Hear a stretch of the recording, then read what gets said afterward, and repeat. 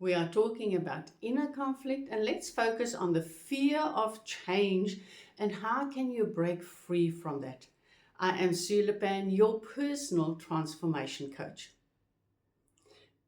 Our greatest holdback, stumbling block, our problem in life is our familiarity. Our familiarity is that what says to us, I know how to behave there. I know who I am in my life. I know what is expected of me in certain situations. That is our familiarity, our status quo, our comfort zone. That is where we like to live. No matter how destructive that is, we will want to keep on moving back to that familiarity. So the moment we say it's time to change or something changes in our life, we see it as a challenge. And because we see it as a challenge, our brain is wired to perceive it as a threat. And now we go and we kick up against it and we are open to nothing. We are resisting anything that might come our way because this is a threat coming in. That threat results in us going into a state of inner conflict where there's a part of us that wants to move forward that says, oh, it would be so wonderful to live a calm and peaceful life. I really would enjoy the freedom of having abundant financial freedom. I would love to live in a body that's energized and healthy. Yet there's the other side that will keep pulling you back, that says to you, what if you fail? Are you even capable of this? Do you have enough knowledge? That part that keeps pulling us back is like that hovering parent that prevents the child from enjoying, experiencing so much in its life. It is that overprotective personality that steps in and withholds you from experiencing the greatness that you can achieve in your life. This results in that inner conflict because one part wants to move forward and another one says, we're not going there.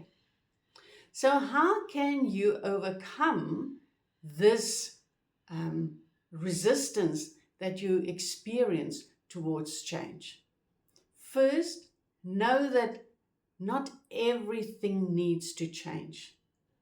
You break your life down and you look at the parts that you need to change now, and you start with that.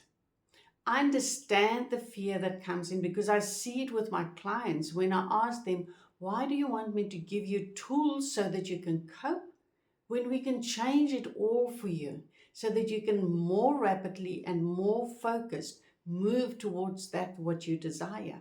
I can see how the resistance kicks in because they think we're going to change their whole life. And we cannot do that in that shorter period. We look at aspects and we start changing that. So second, know that it's small steps. There's a tool that I use with my clients when we set goals is to just change something in your environment. Move a chair to a different place. Change the cushions on your chairs. Anything, just have something, because the brain keeps picking up that there's change and it becomes more willing to move towards that change. It's small things that you can do that will help you to make that change more possible for you.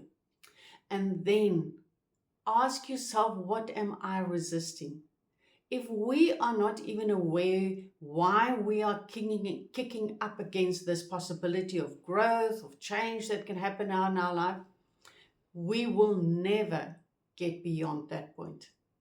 Because that point is the point that challenges your self-belief, your self-love, the confidence you have in yourself. All those things are what you are challenging. And you will find out by whatever the limiting stories are that you are telling yourself, it will be a good indicator of what it is that you are really challenging. And keep breaking those stories down until you come and sit with the emotion, because that emotion will directly tell you whether you fear failure, whether you fear acceptance, whether you fear a loss of love, feeling unloved, whether you fear abandonment, whether it's anger because of whatever was done from resentment in your past. What is it that you are trying to protect by telling those limiting stories to yourself? I wish you well as you go on this path.